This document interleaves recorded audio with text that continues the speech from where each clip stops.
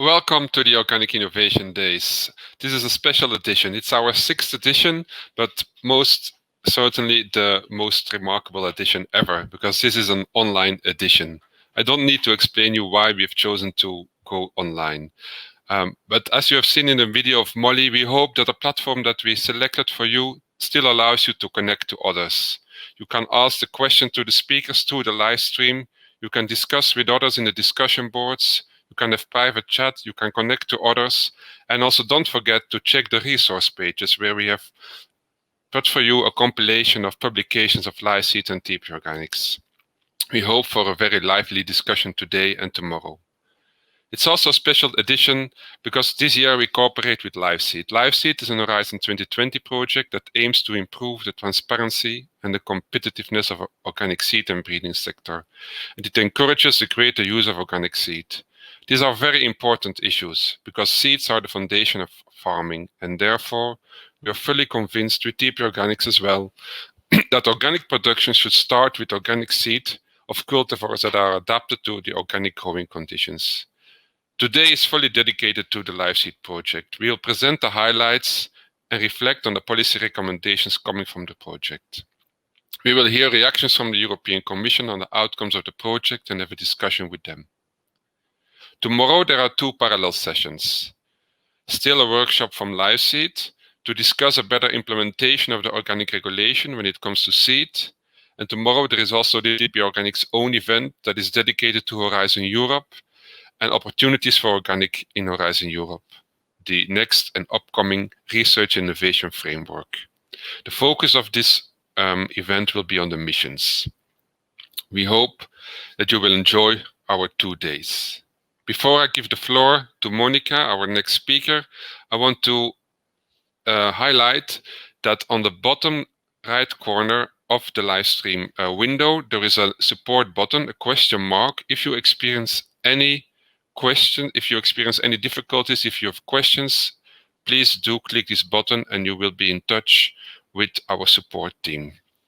So now I give the floor to Monika Messmer, the scientific coordinator of LIVESEED and the group leader for plant breeding at FiBL in Switzerland. She will present for you the highlights and the policy recommendations of LIVESEED. Monika, the floor is yours. Hello everybody, I welcome you to our online event, and I have to say that I'm quite disappointed that we can't meet in person, but we try to give you really the highlights and the policy recommendations that we have been working in the LIVESEED project.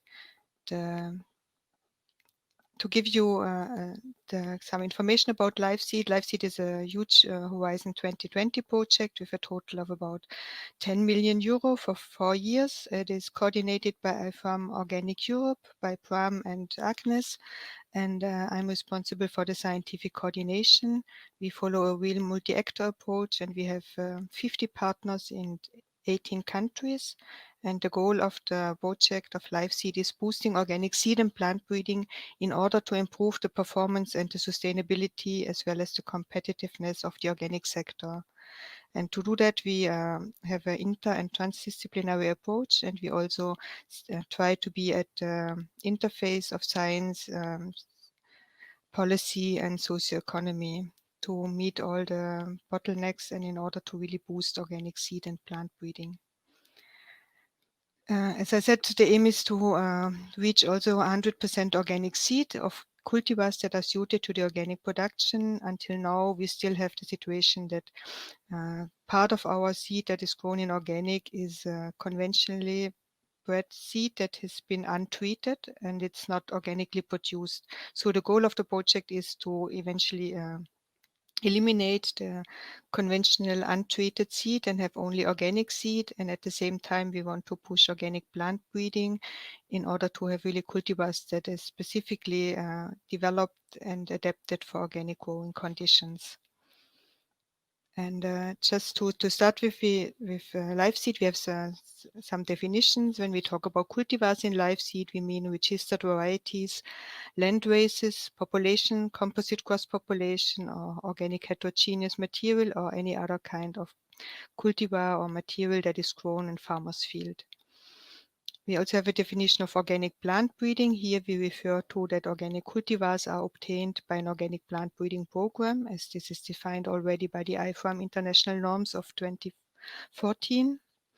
That also means that all steps from crossing till the final selection takes place under organic condition, and the applied breeding techniques have to be in accordance with the organic values and principles, and they are listed in the position paper of IFAM International that was approved in November 2017. Moreover, we also agreed in LIVESEED that cultivars derived from organic plant breeding shall not be patented. On the other side, we also have breeding for organic that we want to distinguish from this. This is a more product-oriented approach where the breeder has a special focus on the breeding goals, which are specifically important for the organic sector, like seed tolerance against seed-borne diseases, weed tolerance, nutrient use efficiency. And also in these breeding programs, the breeder do not apply any techniques that is forbidden in the organic sector. And they also do selection at least partly under organic conditions, or at least do the cultivar testing under organic conditions. Coming back now to the main objectives of LIVESEED, we had 5 major work packages where we do it. So the first part is on policy and regulation, where we aim to harmonize the implementation of the organic regulation with respect to organic seed. We have quite a big part on cultivar testing, seed multiplication, and seed health, with the aim to increase the accessibility of healthy organic seed and the fast adoption of new cultivars. There's work package 3, which is the biggest one. It's really on breeding, research and development of organic cultivars. There we develop innovative concept strategies and approaches for more resilient cultivars, and also look for holistic strategies to widen the choice of organic cultivars for dear farmers. In work package 4, we're looking at the socioeconomic issues and see why the organic seed market business plan is not working. So we want to improve the competitiveness of the organic seed supply chain, develop new business models. And also we have a consumer survey where we want to see what is the attitude of organic consumers towards new breeding technologies. Last but not least is knowledge exchange and networking. We really aim very much in LIVESEED to do capacity building, exchange the knowledge among each others, but also externally outside our group, and also to foster collaboration among organic and non-organic breeders, and also create awareness for the benefit of organic plant breeding and of organic seed. As already mentioned in the introduction, the main project outcome and results you can also find on the webpage. So since I have only a very short time to explain you what we've done in 3 years with so many partners, I can only give a short flashlight, but you will find the summary of in the final conference event, and also the individual reports for today and also for tomorrow. And when you click on the resources, yeah, and of course, you also find much more information on the LIVESEED homepage. I'm coming now to the first results that we did. So one of the biggest tasks of LIVESEED was to find out what is the status quo of the production and use of organic seed. This we thought was not so difficult if we get the information from seed suppliers, from farmers, and the derogation reports that is available on where farmers not using organic seed. But we realized that this was not really happening, and it took us a lot of efforts and additional interviews and expert validation to really identify what is the demand of organic seed. And here I just want to show you one result that shows you the percentage of organic seed usage in the different regions of Europe. So you see that, for example, for the Northern Europe, we have 60% of organic seed supply plus 14% of farm-safe seed, which of course is also organic, and only 26% is non-organic seed. But if we move forward to Central Europe, and then we see that then it already increases to 37%, Southern Europe to 54%, and Eastern Europe, we almost have 60% of the seed that is used in organic production comes from conventional untreated seed. And that is actually what we have to work on in LIVESEED, and where we want to close this gap to really reach 100% organic seed, either by organic seed sale or seed supply, or by farm saved seed under organic conditions. The results of this you can also see on the organic ePrint, where you get much more information also on individual crops to see what is really the demand that we would have based on the area of organic agriculture in the different European countries. The another main aim was also to provide a level playing field across European countries. And there, as we have seen before, that there's countries, especially in Eastern Europe and Southern Europe, where there is a lower amount of organic seed. We did a lot of consultation and visits. We also conducted in these 10 countries national workshops with the stakeholders and installed working groups there. We have this has resulted in declarations of organic seed, where the different actors that has participating already agreed to take concrete action, how they want to improve the situation.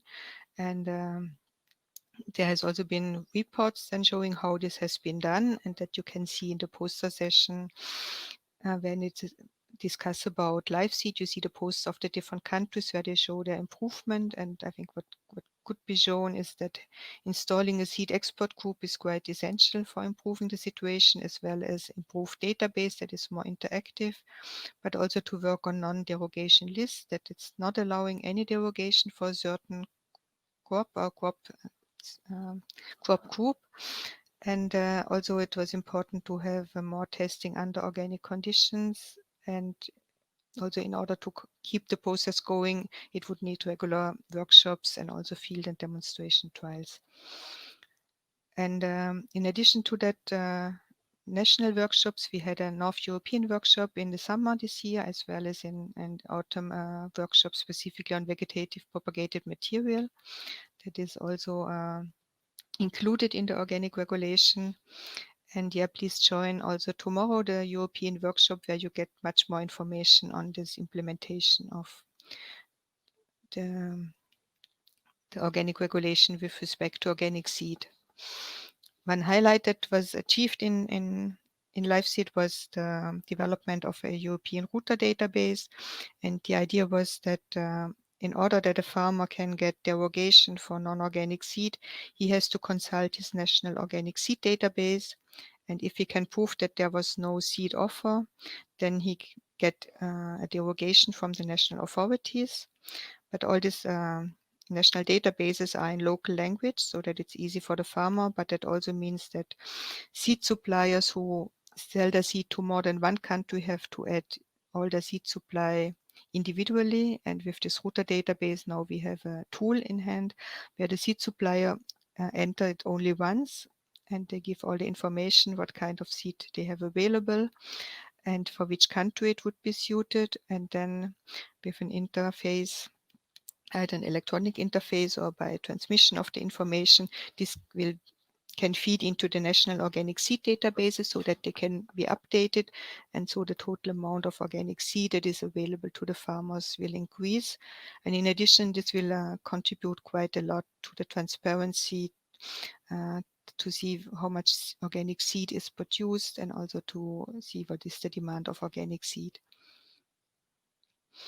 From the policy recommendations that came out, we have it was the situation that the same time of LIVESEED was started in 2017. The new organic regulation was accepted in 2018, and mentioning also phasing out of the derogation by 2036.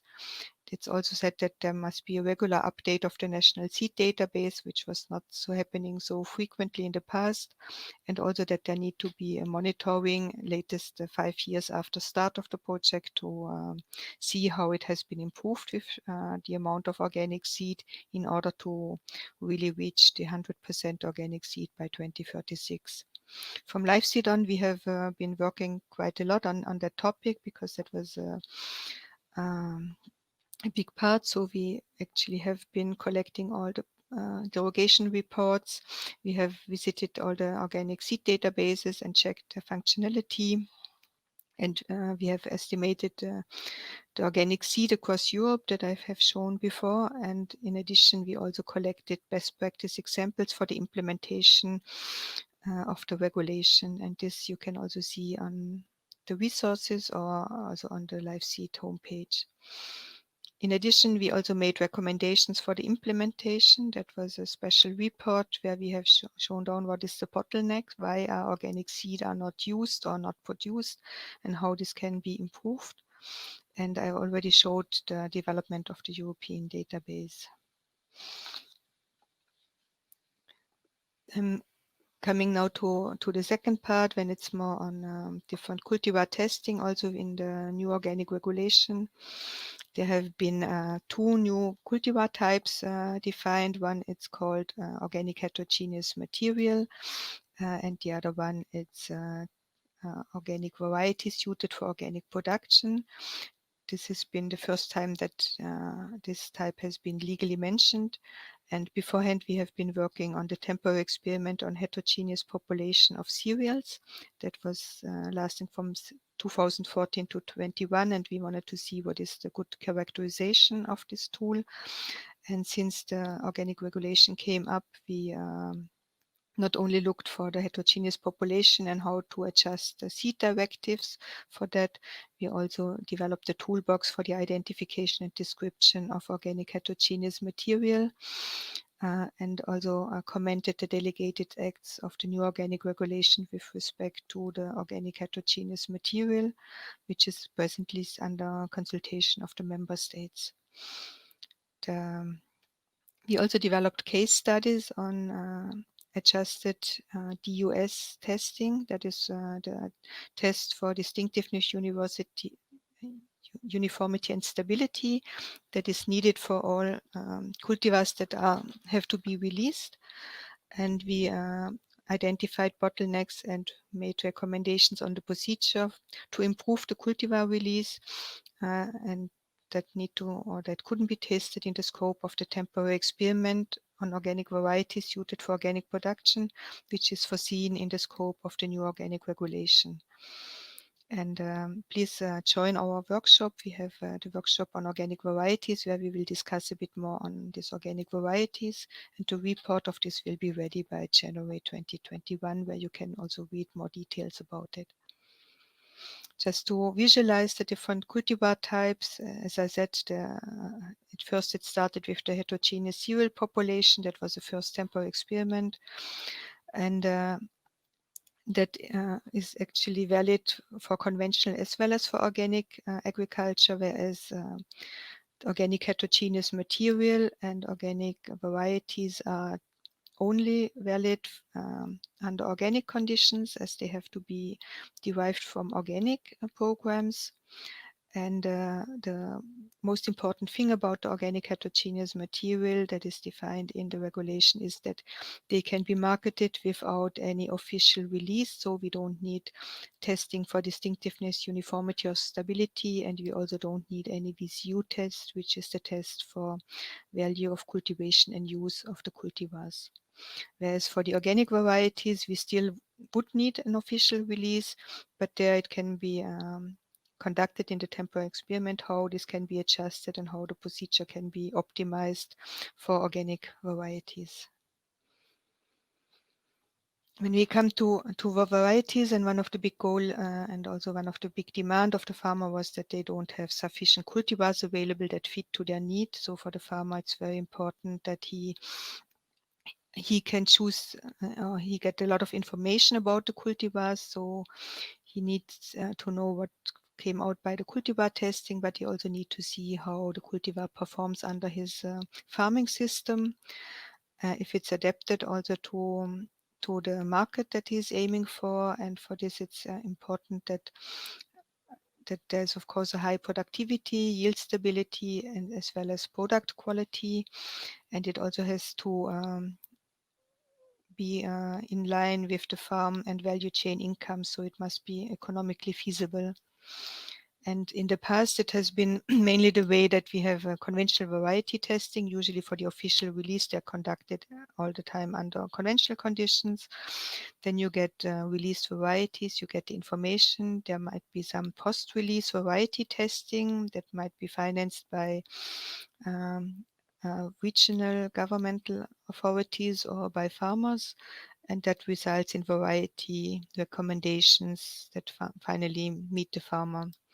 What we were aiming at in LIVESEED is to try to develop a new model, how this could work, to see how we can work with on-farm cultivar testing that are much cheaper and much more direct involves the farmers.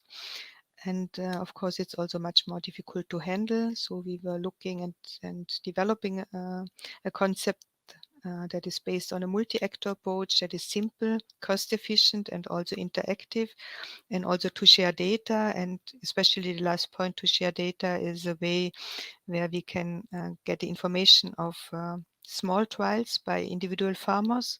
But if we combine the information, then we get really reliable data that are able to predict the performance in farmers' field. There is also a workshop on this topic, and also here the report will be available in January 21. With this, I move to the topic of seed health that we were looking at. We're aiming to develop a more holistic seed health strategy, and there we have identified that seed vigor is one of the key elements. The seed vigor is actually the time that the seed is germinating. So usually you can have a high germination rate, but it's also important that you have a fast germination. And it could be shown in the trials that if you have a high vigor, also the susceptibility to pathogens is much lower. So in this case, in the figure, you see carrot seed with different levels of seed vigor. So you have the control with normal vigor and some with lower vigor seeds. And there the lower seed vigor are more prone to Alternaria infection. In addition to the seed vigor, or in order to improve the seed vigor, we look especially at the seed production, what happens in the field where we got it. We also look at the seed microbiome, and in some case studies, we also look at certain seed treatments if there is a problem with infected seed. When it comes to the breeding part, we have been working quite a lot on different concepts. There was a concept developed by Edith Lammertz van Buren and Edwin Naughton with co-authors on the system-based breedings that goes beyond the direct benefit of the value chain. That means breeding should not only contribute to the farmer's income and to good processing of cheap food, but it should also contribute to the higher levels of the sustainable development goals.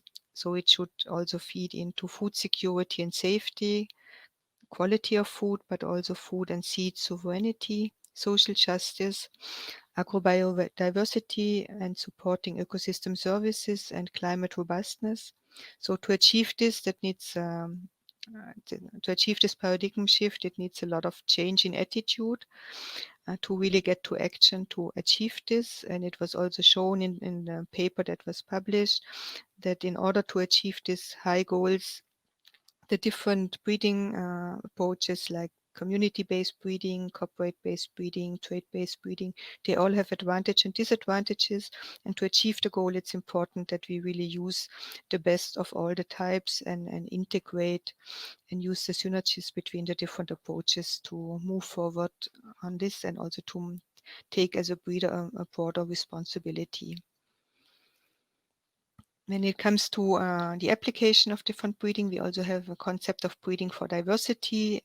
So there are different concepts, for example, showing looking at the genetic diversity within cultivars. These are, for example, composite cross populations that are developed by doing complex crosses of parental lines and then mix the progeny together and let them evolve together.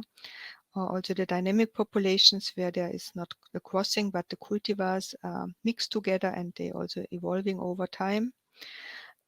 We also work on breeding concepts for optimizing cultivars for mixtures and also breeding cultivars that are for species mixture, like for example, legume cereal mixtures, Lucerne grass species or agroforestry. Just to show you some results, there was a comparison in France on 2 sites where they compare this composite cross population derived from crosses with the dynamic population derived from mixtures in order to see how they react to the different adaptation of the site and also to the human selection compared to natural selection only. And the first results could show out that even the selection there has been, the traits are determined by human selection, but the overall diversity has not been reduced, which is quite good. And until now, there have not been seen a lot of differences between the different strategies between dynamic population and composite cross population. Another part we have been looking at is on participatory breeding. Here's an example of bread making maize for bread making in Portugal. Or another example is participatory tomato breeding in Spain and Italy, where it's also the consumers are quite heavily involved in degustation in order to find out what is really accepted also by the consumers. And we've been working also on a more holistic approach, so we want to see the plant, not only how the plant reacts, but we see the plant in the living soil and surrounded by the community of different microbiome. So we have been starting work to look at what is the interaction with the plant, with the soil microbiome community that are entering the root or living close to the rhizosphere, and to see how this can also affect their tolerance against different diseases.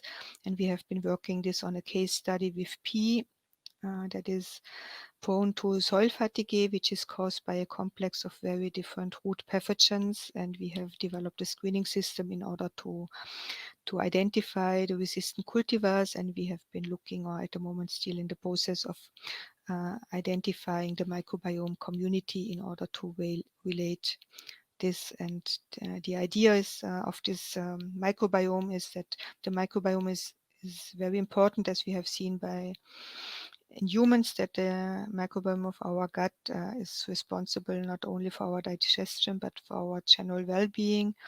And it's assumed that if the plant has a very harmonized microbiome community, it might be more resilient against all type of stresses.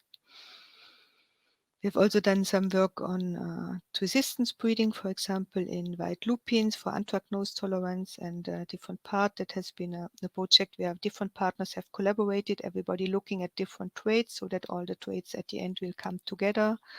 We have developed some screening system for resistance to identify if this is if there's sufficient genetic diversity available, and also if we can select in the seedling stage, and if this is correlated to the field tolerance. And there at the moment we're in the process of doing genome-wide association mapping in order to identify different resistance sources. In order to understand how the market is going, we did quite a big farmer survey, including more than 800 almost 800 farmers from 17 different countries, in order to find out what are really the bottlenecks and why farmers use or not use organic seed, and what is their demand, what they need from it. There it's also published in a deliverable, but also in a scientific publication. And to coming to the most difficult part is probably to see how we can get a smooth transition to really boost the organic seed sector and to develop business models. There has been a work done on a simulation model. It's on ex-ante assessments. It's based on a multi-actor system that is taking care of the different actors in it, like the breeders, the seed multipliers, the farmers, and the traders. And there it's also possible with this model to study the different interventions to see what interventions could get what kind of effect and how we can improve that. There's also a workshop on this in this morning on the topic, and also there will be a report in January 21. And just here you see, for example, one example about the innovation diffusion. This shows the willingness of organic farmers to pay organic seed, and that's the percentage they would pay more compared to non-chemically treated conventional seed. So that you can see there's quite some willingness on farmer side to do that. And with the model, we, for example, could see what are the different interventions can do. So on, for example, this is the case of carrots in Germany. We could see on the top right side that if we do an intervention that we say we will stepwise reduce the derogations until there's no more derogation, we will see that how the organic carrots will increase. But then we also see that if they increasing so slowly, we will have a lack of organic carrot available, because if you forbid the untreated seed and at the same time not speeding up this more, there will be a lack of seed available for the organic growers. And at the same time, here was a modulation that shows how the organic seed is raising up. That's the red one compared to the conventional untreated seed. If you give a subsidy of 500 euro per hectare, or if the product price will be more than 15 euros. This will be further elaborated also for other case studies, and in order to see how this will go. And then we performed an organic consumer survey to see what is the attitude towards new plant breeding techniques, as this is a big topic at the moment and heavily under discussion.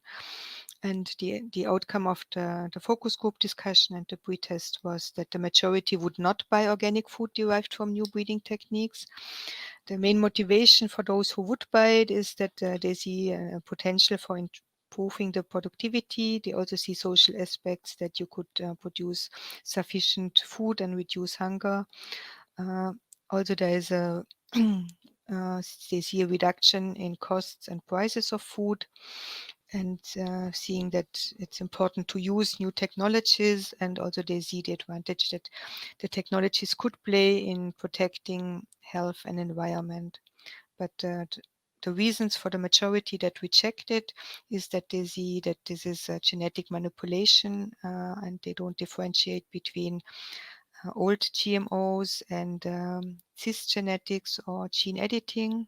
They also see that there are ethical and social aspects. So is it really, can you do everything what, should you do what you can do, or do you play God and change the plant too much? There's also quite a lack of knowledge among the consumers about these techniques. It's for them not very clear what this means.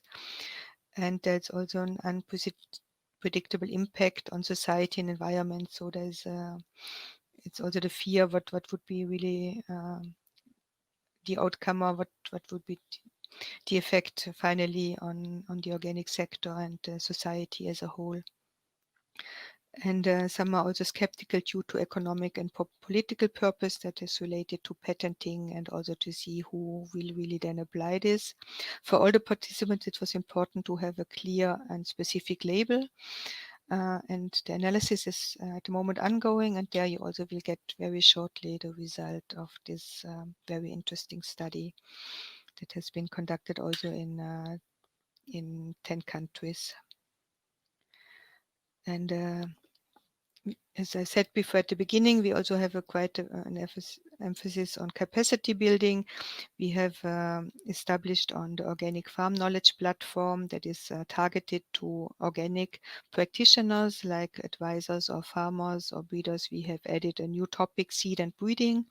And there we have, for example, uploaded all the promotion smart practices that was collected with regard to organic seed production. There we also have different practice abstracts that have been developed for farmers in the scope of LIVESEED related to seed and plant breeding. So in order to really help that things that we're developing in LIVESEED also find their way to broader community and to have a permanent repository that stays beyond the scope of any project.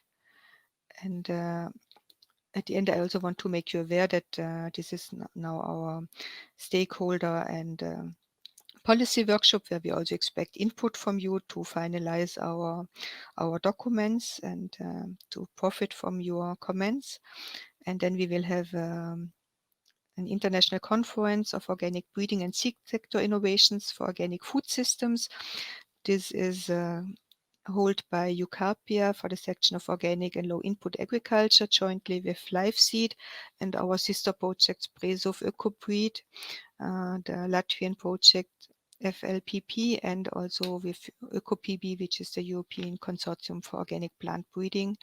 And it will tackle the 10 issues that are listed on this program, and that will start in March. And there is still possible to submit abstracts till the 11th of December. And we would be happy to see one or the other of you also there at this meeting, where we would have a bit more time to go into details and the scientific background of the results that I've just shortly presented.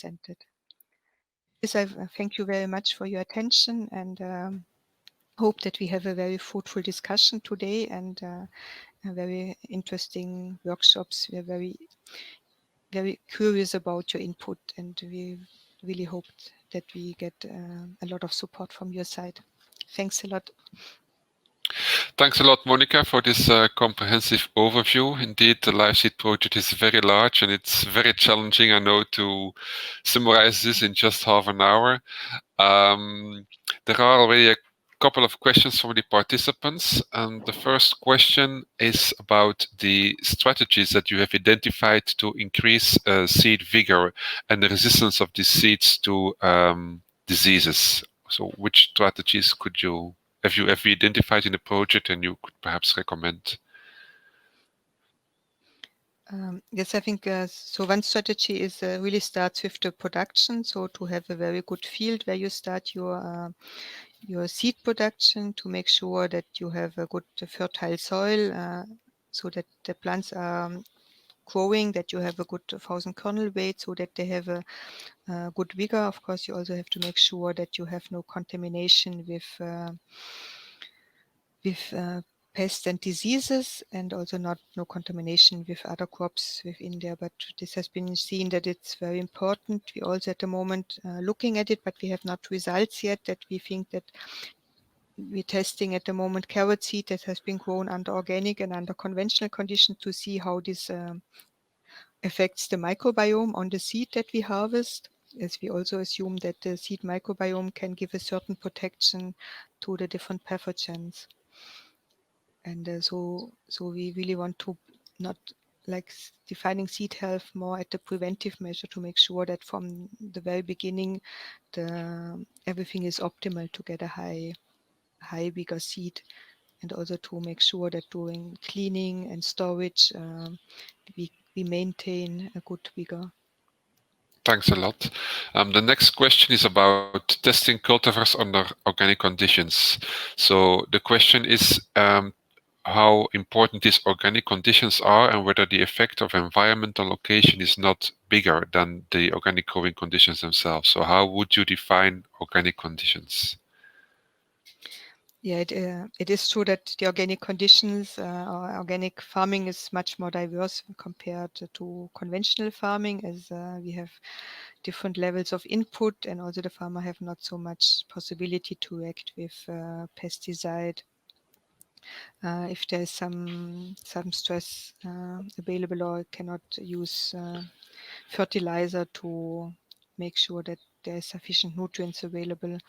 And there has been some studies shown in wheat and maize where we could show that you're more efficient if you're breeding under organic conditions, and do the selection there compared indirect selection of organic and then testing under organic conditions.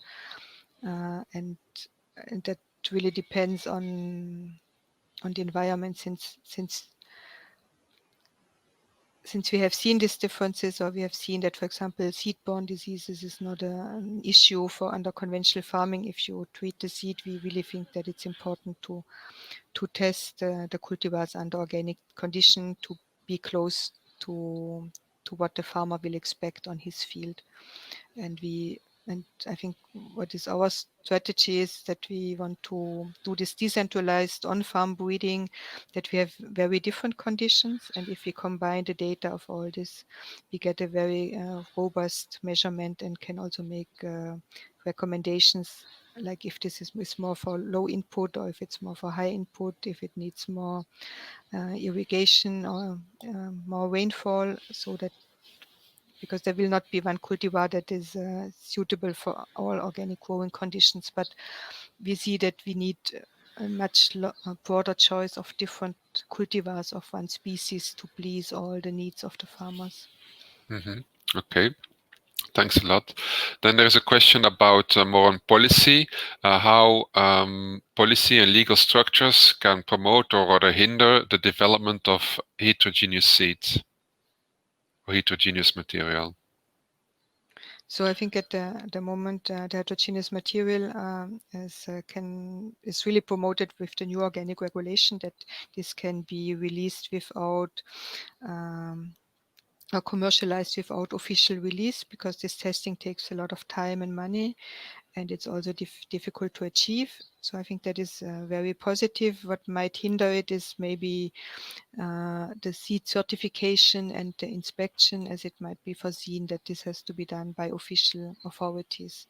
So there we would be happy if this could be done like a self-testing, or if it could be that the seed can be tested according to ISTA norm, and that could be done by the farmer or the farm organization itself, also in order to save costs. And I think that is at the moment good for organic, but if we think about general agriculture, then we would also need to see that there might be some more flexibility in the seed regulation and the seed or in the seed directives that we have, and maybe we will end up soon to also have a European seed legislation that also is much more flexible than it is at the moment. Thanks a lot for these explanations.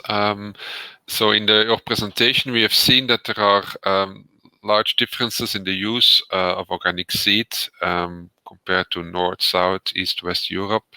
What do you think are the key factors to explain these differences? I think one key factor is that there is like in Central and Northern Europe, where there is a higher percentage, we also have companies that are engaged in organic seed production. We also have organic breeders that are engaged, whereas in Eastern European countries there is very little organic seed production. So there's a lot of import, and then the question is if you have to import organic seed, it becomes much more expensive, and it's also not fitting the approach that you would like to have locally seed. And so I think it's really a matter that until now the area of organic seed was not big enough to make a business case for seed companies. And also, if in some countries the derogations are really very lax, so that the farmer like they have a big list of crops where the farmer don't even need to ask for derogation, but he gets a general derogation. And this, of course, is not motivating the farmer to use organic seed, which is more expensive than using the cheaper conventionally produced seed. And I think there it needs much more stricter implementation and really a roadmap how to improve from the present stage and how to really reduce the derogation, because I think these are one of the biggest hurdle for seed companies to invest in organic seed. There is also a comment about connecting national databases to a router database. Do you think this is a helpful tool to improve the use of organic seed and to improve the transparency in the seed market? Or are there other ideas for harmonization of databases? I think it's this router database will really help the transparency, and also because it's also for the seed companies, usually not all of them enter their organic seed in the database. And since the database is the official tool to say if there's seed available or not, there might, in some countries that are smaller, the seed company might just not be interested because it's too much bureaucratic work to enter it. So if they need to do it only once and they click on the country where they think their cultivars fit, that would work. And the idea would be to have this interface so that the data directly can enter into the national seed databases. And I think for the national seed databases, there needs to be quite a big improvement with respect to the quality, that it's more interactive and that it's can also less bureaucratic for farmers to ask for derogation, but also for the national authorities to get to monitor the amount of derogation. And I think there needs a lot of harmonization also to collect data from the different member states. And if the national seed databases can be harmonized on their output, that would be a big help. And then in future, it should be much easier to collect the information on organic seed use than we had to do in LiveSeed. Okay, then there are two questions about breeding. One question is about the role of land races in organic plant breeding, and the other one refers to genomic selection. So I suppose this refers to more advanced methods like marker breeding and so on. So how do we see these land races at the one time and more advanced methods for genomic selection at the other side? So I think we actually see both approaches. We see that land races, or especially participatory breeding that I have shown in my slides, as a way where really the farmers can do selection at a low cost. They might not be as efficient as big companies that invest 10 or 20 or 100 times the money, but they can be very efficient in local adaptation and therefore contribute to genetic diversity and agrobiodiversity. And also this participatory breeding, or also the organic heterogeneous material, works quite well if we think about short value chains where the farmer themselves market it, or maybe they have one intermediary.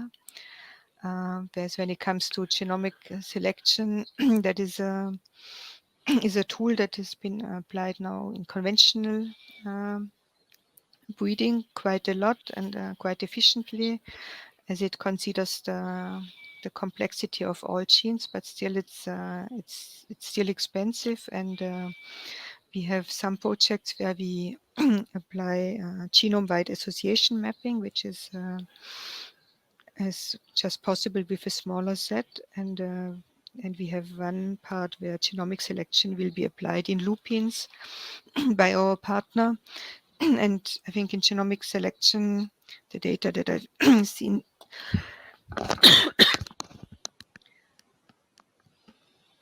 Bless you. sorry, the data that I've seen so far has been quite convincing for complex traits, as it really considers a large number of genetic loci that contribute to it.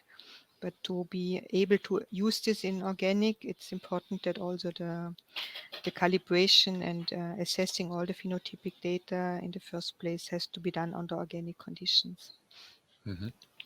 Okay, then there is a question again on heterogeneous material, if this only concerns cereals or can also be applied to horticulture seeds. And then can this sort of heterogeneous material only used in organic farms, or can it also be used in conventional farms? So according to the present delegated act on organic heterogeneous material, it is now stated that it will be for all cultivars, so for all type of crops, vegetables, as well as legumes or cereals, as this approach is to have a higher diversity, to be more resilient, is valid for the different crop species.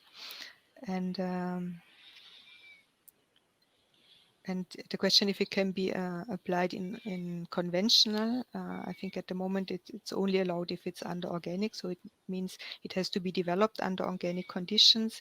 And of course, the seed has to be done under, the seed has to be produced also under organic condition, as the main part is that it's at the organic heterogeneous material adapts also to organic situation. And of course, if this is commercialized, it is free for conventional farmer to buy it, but he could not produce this heterogeneous material on conventional field. So he himself cannot commercialize it. He might use it if he buys it from an organic farmer, but he himself cannot do trading with the seed. Okay, good. Before we close, one last question, again on organic heterogeneous material. So there will be no DOS and VCU testing for heterogeneous material.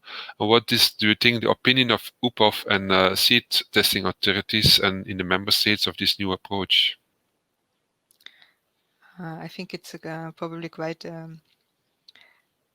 mixed feelings about this organic heterogeneous material, as there's also a fear of seed companies that this might enter the door to fraud, that people like seed companies just mix some of their material that is not good and then call it organic heterogeneous material and put it on the market to a low price with low quality and undermines the organic or the European seed market.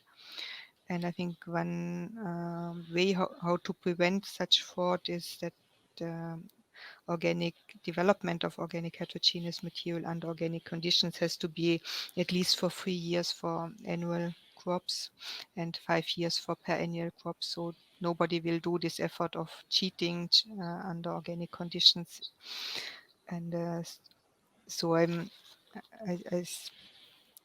think it will now show when the new organic regulation takes in force how this will be working and how much attention will be given. At the moment, there is quite some effort in Italy, for example, where they working quite well under marginal conditions. They have higher yield, and so we will see how this develops. But we don't see that this will affect like the business of the conventional seed companies, as it probably will stay as a niche, as also organic farmers need for the larger value chains, also homogeneous produce, which you cannot get with the organic heterogeneous material. Okay, thanks a lot. Thanks a lot for this explanation and clarifications. We will almost go into the break now, but before we do so, I will briefly explain what's going to happen after the break.